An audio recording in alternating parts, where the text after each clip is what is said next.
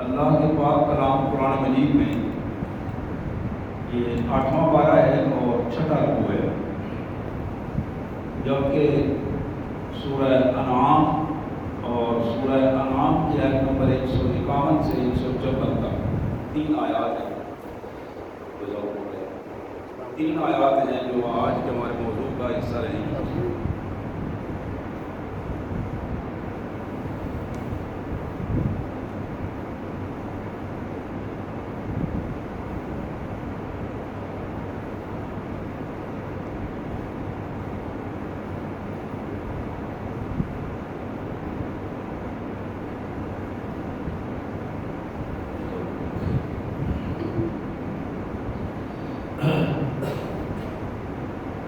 سورہ اعراف آیت نمبر 151 سے 154 تک۔ آئیے سب سے پہلے ان مبارک آیات کا ترجمہ اور مفہوم اللہ سے دعا ہے کہ اللہ تبارک و تعالیٰ ہمیں حقیقی طور پر ان احکامات کو سمجھنے اور اس پر عمل کی توفیق عطا فرمائے، ہمارے دلوں کو قرآن مجید کی تعلیمات کے لیے نرم کر دے، ہماری انفرادی ذاتیں، ہمارے گھر، ہمارے رویے، ہمارے ادارے، اللہ تبارک و تعالیٰ ان کو ان آیات کے تابع فرما دے اور اپنے دین کی کیفیات کو غالب کر دے اور اس دین کے مطابق اس نظام کو چلا دے۔ ہم کمزور ہیں، بحثیت فرد بھی کمزور ہیں اور بحثیت قوم بھی کمزور ہیں، لیکن اس کمزوری میں جو چیز طاقت کا باعث بنتی ہے اس کا نام ایمان ہے۔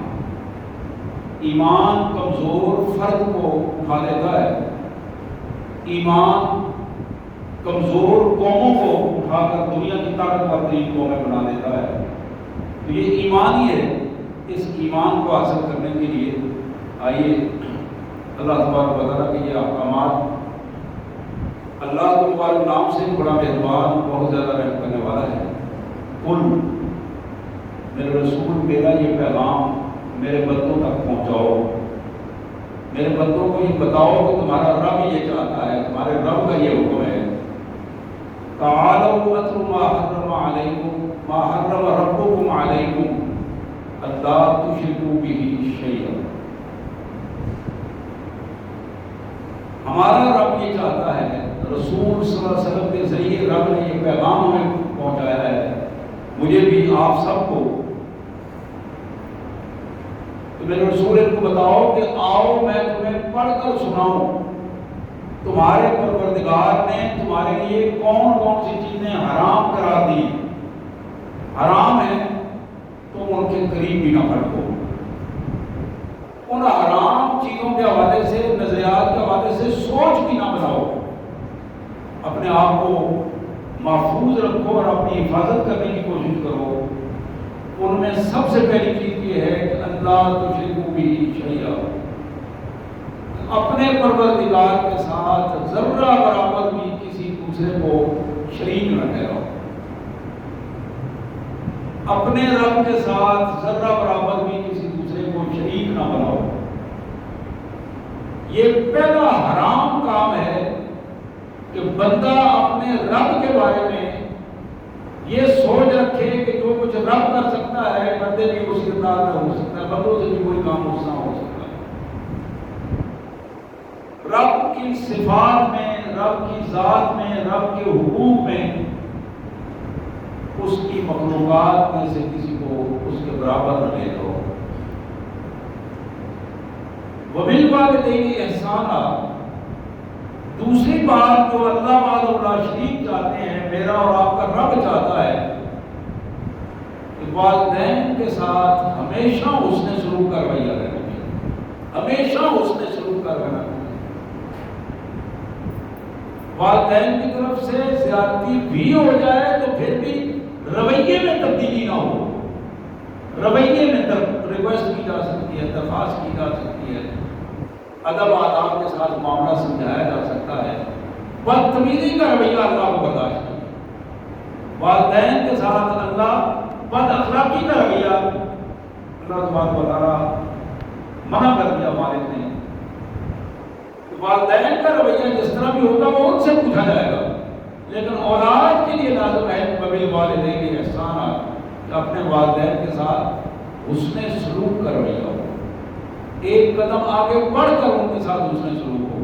احسان کہتے ہیں ایک قدم آگے بڑھ کر کام کرنا، شوق سے، محبت سے، اس کو احسان کہتے ہیں۔ وَلَا تَقْتُلُوا أَوْلَادَكُم مِّنْ إِمْلَاقٍ نَحْنُ نَرْزُقُكُمْ وَإِيَّاهُمْ، تیسری بات،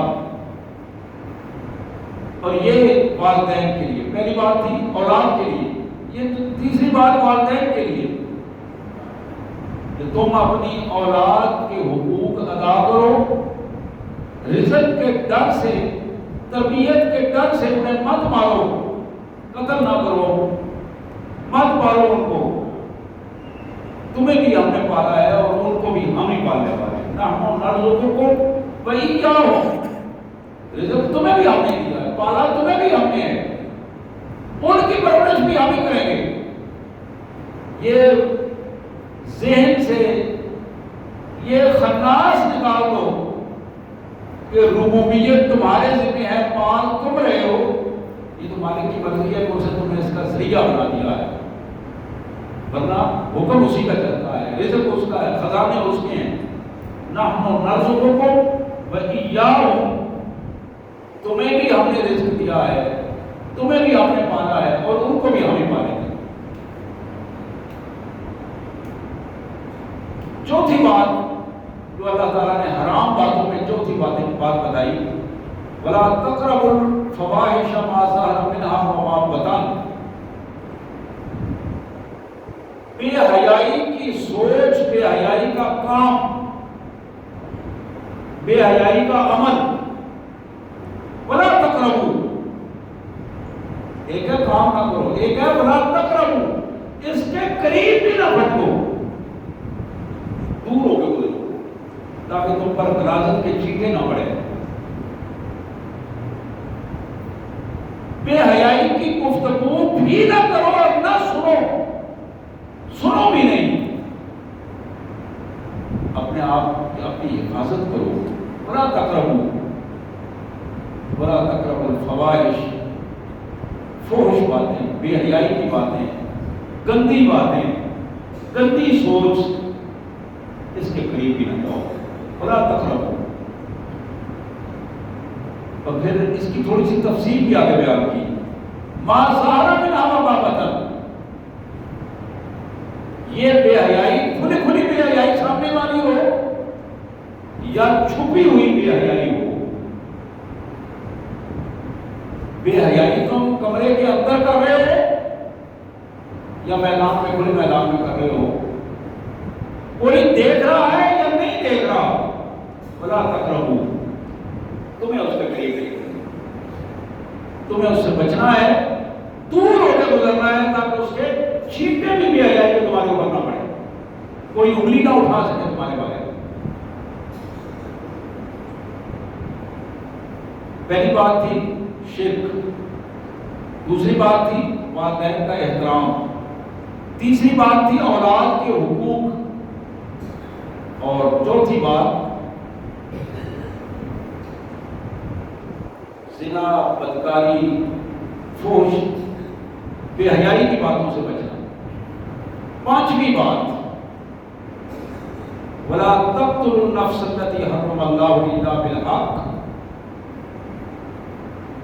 کسی شخص کو قتل نہ کرو۔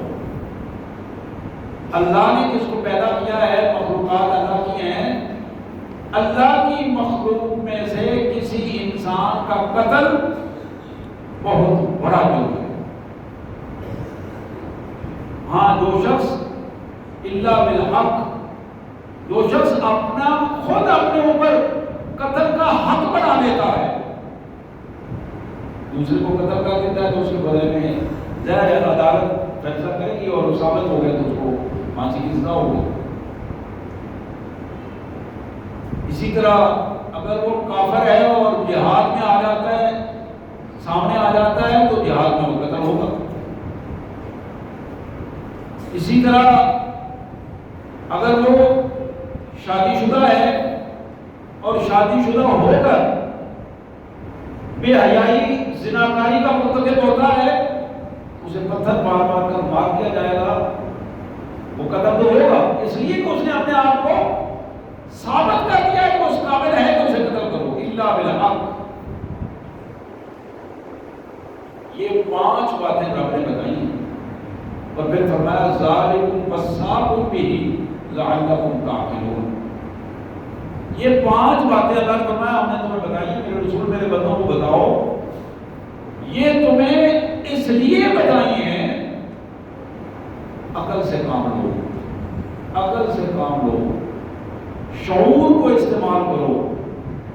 تمہارا عقل یہ بتائے گا کہ جس کا کھاتے ہو اس سے اس کے حضور شرک نہیں کرتا، جس کا کھاتے ہو اس کی نافرمانی نہیں کرنی، جس کے قبضہ قدرت میں تمہاری جان ہے نافرمانی نہیں کرنی۔ 5 باتیں بتائیں۔ پھر اللہ تبارک و تعالیٰ نے اس سے آگے پھر ارشاد فرمایا وَلَا تَقْرَبُوا مَالَ الْيَتِيمِ إِلَّا بِالَّتِي هِيَ أَحْسَنُ حَتَّى يَبْلُغَ أَشُدَّهُ۔ 5 باتوں کے بعد اگلا پیراگراف آیا مال یتیم اس کے بھی قریب نہ بھٹکو۔ جس طرح بے حیائی کے بارے میں کہا تھا نا وَلَا تَقْرَبُوا، یہاں بھی یہ نہیں کہا کہ مال نہ کھاؤ، وَلَا تَقْرَبُوا کا مطلب ہے کہ وہ سوچ بھی پیدا نہ کرو۔ یتیم کے مال کے حوالے سے تمہارے دل میں خیال بھی نہیں آنا چاہیے کہ یہ میرے کام آ جائے میں لے لوں۔ وَلَا تَقْرَبُوا مَالَ الْيَتِيمِ، وہ بچہ جس کا والد اس دنیا میں نہیں ہے اس کی زمین پر قبضہ کر لینا، آہستہ آہستہ اس کی زمین کو اپنی زمین کے ساتھ ملا لینا، اس کے حقوق کو کھانا، جو حق نہیں بنتا اس پر ہاتھ مارنا، زبردستی سے ان کے رشتے لے لینا کروا دینا۔ وَلَا تَقْرَبُوا مَالَ الْيَتِيمِ، یتیم کے حقوق میں، یتیم کے ملکیت میں تم اس کے قریب بھی نہ کرو۔ الا بالتي هي احسن حتى يبلغ اشده، یہ آگے ساتھ ہی یہ جملہ فرمایا ہاں اگر تمہیں یتیم کے مال کا ذمہ دار بنا لیا ہے اللہ نے اور تمہارا حالت تمہاری یہ ہے کہ تم غریب ہو، تمہارے پاس ذاتی وسائل نہیں ہیں، پھر اس یتیم کے مال کی رکھوالی بھی کرو، اس کے زمین کو استعمال بھی کرو، لیکن اس کی حفاظت کے ساتھ صرف اپنی ضرورت کا خرچہ وہاں سے لے لو۔ الا بالتي هي احسن، اچھے انداز میں تمہارا جو خرچہ بنتا ہے وہ اس سے تم لے کے یتیم کے مال کی حفاظت کرو، بجائے اس کے کہ کوئی دوسرا نوکر رکھو۔ بہتر ہے کہ تم ہی حفاظت کرو اور اس سے صرف اپنی ضرورت پوری کر لو اور نہیں تو اس مال کو آگے لے کے چلتے رہو۔ یہ کب تک ہے؟ حتیٰ یبلغ اشدہ، جب تک وہ یتیم بچہ بالغ نہیں ہوتا، ہوش و حواس اس کے ٹھیک ہوتے ہیں، بالغ ہو جاتا ہے، اپنی ذمہ داری سنبھال سکتا ہے، اس کا مال اس کے حوالے کرتا ہے۔ یہ پہلی بات تھی دوسرے چیپٹر سے۔ پھر اللہ نے فرمایا وَأَوْفُوا الْكَيْلَ وَالْمِيزَانَ بِالْقِسْطِ لَا نُكَلِّفُ نَفْسًا إِلَّا وُسْعَهَا، یہ دوسری بات۔ لوگوں اپنے ماپ اور تول کو متوازن بناؤ۔ کوئی چیز ماپ کے کسی کو دیتے ہو، اس کے پیسے لینے ہیں، تم نے کپڑا ماپ کے دے رہے ہو یا کوئی بھی چیز ماپ کے دے رہے ہو، کوئی چیز تول کے دے رہے ہو، وَأَوْفُوا، پورا کرو، مکمل کرو۔ یہ وفا اسی سے ہے، وفا کرنا، وفات بھی اسی سے ہے۔ وَأَوْفُوا، اس کو پورا کرو، ایک ایک معاملے میں اس کو پورے پوائنٹ اس کے پورے کرو۔ وفا بھی اسی کو کہتے ہیں کہ جہاں دغا نہ ہو، وفا کس کو کہتے ہیں؟ جہاں دغا نہ ہو، دھوکہ نہ ہو، اس کو وفاداری کہتے ہیں۔ وفات کہتے ہیں جب پورے سانس ختم ہو جائے، زندگی پوری ہو جائے، اگلے مرحلے کو اس کو وفات کہتے ہیں۔ آپ پتہ ہے دنیا میں نہیں آتا۔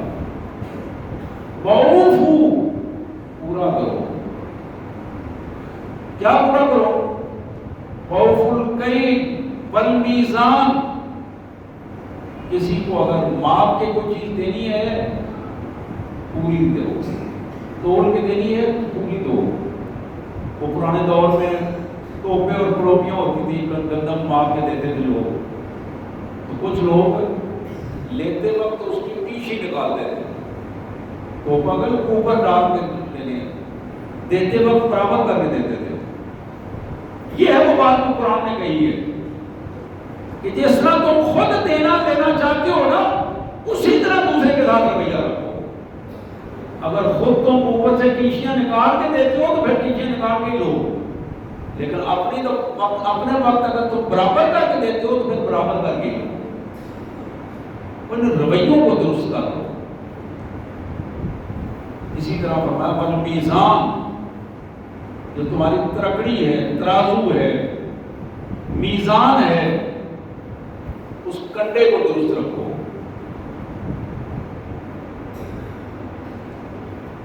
اس دور کی قباحتوں میں عجیب عجیب قباحتیں ہیں۔ غریب آدمی ہے، ریڈی لگا کے کھڑا ہے، چھوٹا سا سلسلہ کو بنا کے کھڑا ہے، لیکن وہ اگر تھوڑے سے اس سلسلے میں اللہ کا خوف پیدا کر کے حلال طریقے سے رزق کماتا ہے، آپ یقین کریں کہ اللہ کے یہاں وہ بڑی برکت والا رزق بن جاتا ہے۔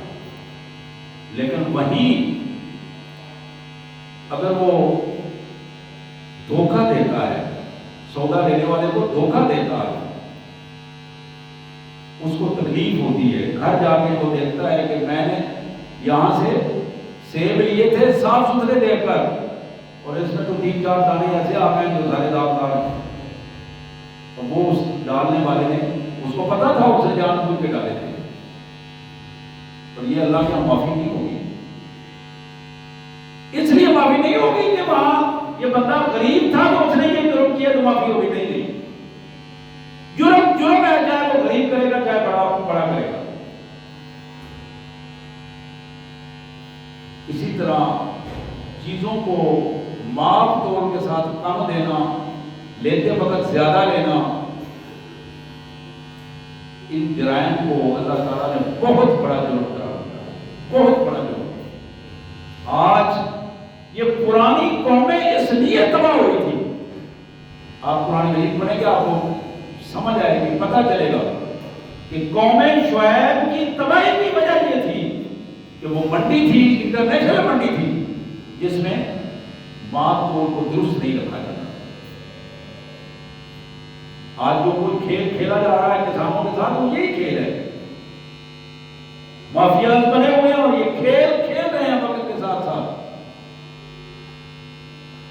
اور حکومت کی کرسیوں پہ بڑے بدماش اور بڑے مافیاز بیٹھے ہوئے ہیں، اور ان کی پوزیشن یہ ہے کہ جو کچھ اپنی ذاتی مفادات کے لیے باہر سے چیزیں منگوائیں، ناقص چیزیں منگوا کے اپنی کمیشن خریدی اور قوم کو حوالے کر دیا کہ تم روتے رہو پیٹتے رہو، تمہاری ملک کی معیشت کو تباہ و برباد کر دیا۔ یہی پوزیشن ہے جس کو قرآن نے کہا قوم شعیب اگر تباہ ہو سکتی ہے تو آج خدا کوئی ہے، طاقت اس کی کوئی ہے، بات صرف ایک ہے، میرے اور آپ کے رسول صلی اللہ علیہ وسلم نے رو رو کر کے سجدے میں پڑھ کر دعا کی تھی، یا اللہ میری امت کو اس انداز میں تباہ نہ کرنا کہ وہ پچھلی قوموں کا نمونہ بن جائے، ان کی شکلیں بدل جائیں، ان کے دھمسا دیا جائے ان کو، اور ان کی رویے اس طرح کے ہوں کہ ان رویوں کو دیکھ کر لوگ میری امت کا مذاق اڑائیں۔ اللہ تعالیٰ نے یہ اپنے نبی سے وعدہ کیا تھا کہ میرے نبی تمہاری دعا منظور کر لی گئی ہے۔ کچھ معاملات میں اللہ تعالیٰ نے اس کو روا رکھا اور کچھ معاملات میں دعاؤں کو قبول کیا، ورنہ جن ظالمانہ رویوں سے آج بحیثیت قوم ہم گزر رہے ہیں، آپ یقین کیجیے، آپ کے علم میں ہے کہ آج 70 سال سے زیادہ بیت گئے، ہماری قیادت لٹیروں، ڈاکوؤں، بدماشوں، بے حیاؤں انہی کے ہاتھوں میں ہے، ان کی قیادت، ملک کی کرسیاں انہی کے ہاتھوں میں ہے، انہی کے، اور پھر اس سے بڑی بدبختی یہ ہے کہ جب ہمیں موقع ملتا ہے تو ہم اس سے آگے بڑھ کر اور بدماشوں کے ساتھ کھڑے ہو کر ان کے جھنڈے اٹھاتے ہیں، ان کے نعرے لگاتے ہیں اور ان کو پروجیکٹ کرتے ہیں، اور پھر جب وہی ظالم اپنے ظلم کا عملی اظہار کرتے ہیں تو پھر نتیجہ ہوتا ہے کہ ہم رونے والے ہوتے ہیں لیکن رو بھی نہیں پڑتے، اور جوتے پڑھ رہے ہوتے ہیں اور رونے کی کوئی ذکر نہیں کرتے۔ یہاں قرآن نے کوئی بات کہی، وَأَوْفُوا الْكَيْلَ وَالْمِيزَانَ، بالقسط، اپنے ناپ اور تول کو انصاف کے تقاضوں کے مطابق رکھو، لا نکلف نفسا الا وسعها۔ اللہ نے فرمایا کہ تم اپنی نیتیں اور عمل درست رکھو، اگر اس کے باوجود اگر کوئی تھوڑا بہت آگے پیچھے ہوتا ہے تو وہ ہم معاف کر دیں گے، لیکن تمہاری نیت اور عمل درست ہونا چاہیے، بد نیتی نہ ہو، بد عملی نہ ہو۔ تیسری بات اللہ نے فرمائی، وَإِذَا قُلْتُمْ فَعَدِلُوا وَلَوْ كَانَ ذَا قُرْبَىٰ، اور جب تمہیں یہ کہا جائے عدل کرو، انصاف کرو، تو پھر انصاف کے تقاضے پورے کرو۔ وَإِذَا قُلْتُمْ فَعَدِلُوا وَلَوْ كَانَ ذَا قُرْبَىٰ، تمہارا قریب ترین رشتہ دار ہو تو پھر بھی انصاف کے تقاضے پورے کرو۔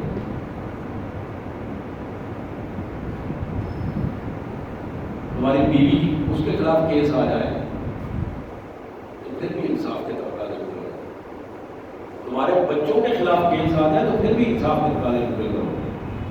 تمہارے والدین کے خلاف کیس آ جائے تو پھر بھی انصاف کے تقاضے پورے کرو۔ اور تمہاری اپنے بنو علی انفسکم، تمہاری اپنی ذات کے خلاف اگر کیس آ جائے تو پھر اپنے آپ کو بھی قانون کے حوالے کر دو، پھر پیش کرو قانون کے، اور قانون کے حوالے کر کے اپنے آپ کو مطمئن محسوس کرو۔ اس دنیا میں تم کامیاب ہو جاؤ، آخرت میں اللہ تبارک و تعالیٰ تمہارے لیے آسانیاں پیدا کر دیں۔ تو سورہ صف تشریف فرما دے، بڑا مشہور واقعہ ہے۔ ایک خاتون آئی حضور صلی اللہ علیہ وسلم کے پیچھے پچھلی سائڈ پہ کھڑی ہوئی، عرض کیا اللہ کے رسول مجھے پاک کر دیں۔ حضور صلی اللہ علیہ وسلم نے بات سن لی لیکن جواب کوئی نہیں دیا، کھڑی رہی۔ حدیث میں آتا ہے کہ اس نے 1 دفعہ 2 دفعہ 3 دفعہ کہا، حضور صلی اللہ علیہ وسلم نے کوئی جواب نہیں دیا۔ وہ ایک سائڈ سے آئی، وہاں کھڑی ہو کر اس نے سمجھا کہ شاید بات سنی نہیں ہے، اس سائڈ سے آ کر جہاں رسول اللہ صلی اللہ علیہ وسلم تک آواز ڈائریکٹ پہنچ رہی تھی وہاں آ کے پھر اس نے عرض کیا، پھر دوسری طرف آئی، سامنے آ گئی، چوتھی دفعہ سامنے آ کر اس نے عرض کیا، یا رسول اللہ مجھے پاک کریں۔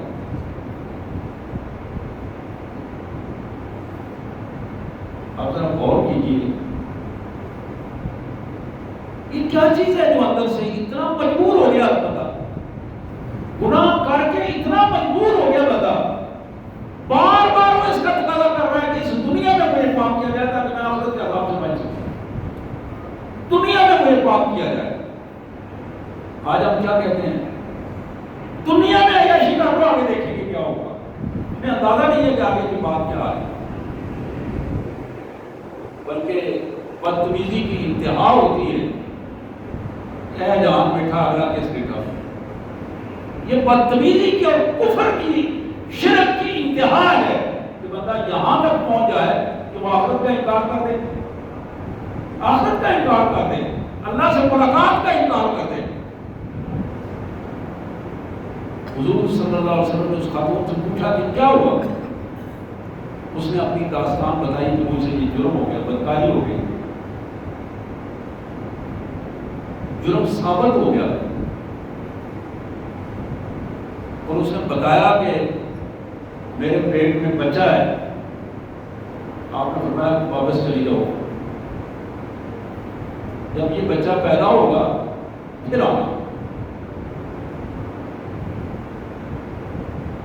9 ماہ بعد 8 ماہ بعد وہ خاتون پھر واپس آئی اور پھر آپ نے عرض کیا یا رسول اللہ مجھے معاف کر دیں۔ ذرا ایمان کی کیفیت میں ذرا غور کیجیے، جرم ہوا ہے لیکن اس جرم کے اندر جو ایمان کی کیفیت ہے، جرم ہونے کے باوجود جو ایمان کی کیفیت ہے وہ کتنی کمال قسم کی چیز ہے۔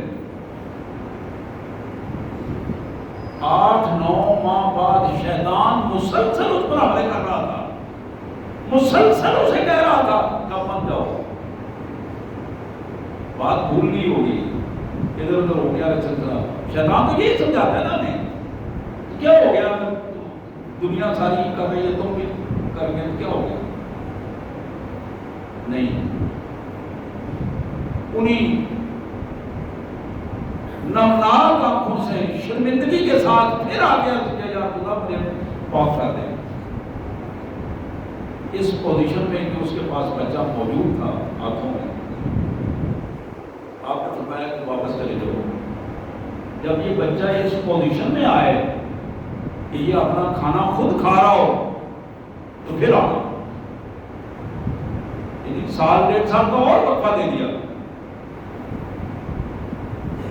اور پھر یہ وقفہ بنیادی طور پر اس خاتون کے لیے اس کے ایمان کی اور زیادہ بڑی آزمائش تھی، اور زیادہ اذیتناک کیفیت تھی کہ وہ وقت تو اسے گزارا ہے۔ پھر وہ وقت آیا کہ جب وہ خاتون آئی، بچے کے ہاتھ میں روٹی کا ٹکڑا تھا اور وہ کھا رہا تھا۔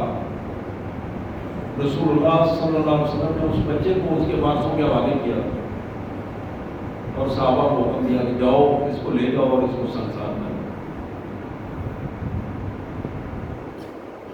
اس خاتون کو لے جایا گیا، پتھر مار مار کے ختم کر دیا گیا۔ یہاں میں رک کر اپنی ماؤں بہنوں بیٹیوں سے یہ درخواست کروں گا کہ جرائم بذات خود ایک صاف ستھری ذہنیت والے فرد سے بعید ہے کہ وہ اللہ کی نافرمانی کرے، لیکن اللہ کی نافرمانی ہو جائے، چھوٹی ہو یا بڑی ہو، میری بہنوں سب سے پہلے اس پاکیزہ خاتون کی طرح آج میری بہن بیٹی کا بھی ایمان اتنا مضبوط ہونا چاہیے کہ وہ اپنے اللہ کے حضور پہنچے اور سجدے میں سر رکھ کے کہے کہ یا اللہ گناہ ہو گیا مجھے معاف کر۔ ماں جب اپنی گناہ کی کیفیت کو سمجھ جائے گی، اللہ تعالیٰ اس کی اولاد کو بھی پاک کر دیں گے، اس کی اولاد کو بھی پاک کر دیں گے۔ اس خاتون جب سلسلہ ختم ہو گیا، صحابہ واپس آ رہے تھے، حضور صلی اللہ علیہ وسلم پیچھے آ رہے تھے، آگے 2-4 افراد جا رہے تھے۔